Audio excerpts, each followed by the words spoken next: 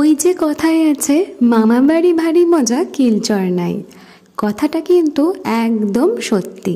কিছুদিন আগেই বৃষ্টিকে ইগনোর করে সোজা চলে গিয়েছিলাম সোদপুরে মামা বাড়িতে। আর সেখানে পৌঁছেই ছিল মাসির হাতের এত সুন্দর একটা ব্রেকফাস্ট। অনেক দিন বাদে সবাই যখন একসাথে হয় তখন কিন্তু সেটার আলাদাই আনন্দ।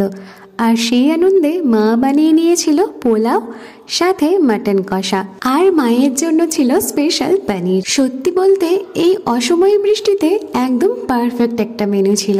পোলাও মাংস তো বরাবরই আমার খেতে ভালোই লাগে, তবে সেটার টেস্টটা আরেকটু বেশি বেড়ে গিয়েছিল কারণ সবাই একসাথে খেতে বসেছিলাম। ভালোবাসা শুধু ওখানেই শেষ নয়, মাসির মাথায় এটাই ছিল মাংসের কোন পিসটা আমি খেতে ভালোবাসি, আর সেই মতো আমার প্লেটে সাজিয়ে দিয়েছিল। এইসব ছোট ছোট ব্যাপারগুলো যেন একটু বেশিই আনন্দ দেয়। আর সব শেষে ছিল মাসির হাতের স্পেশাল চাটনি আর মিষ্টি দই। মামা মাসির ভালোবাসায় খাওয়াটা আমার একটু বেশিই হয়ে গিয়েছিল। তবে এবার মনে হচ্ছে যে হ্যাঁ, সত্যি মামা বাড়ি এসেছি, কি বলো?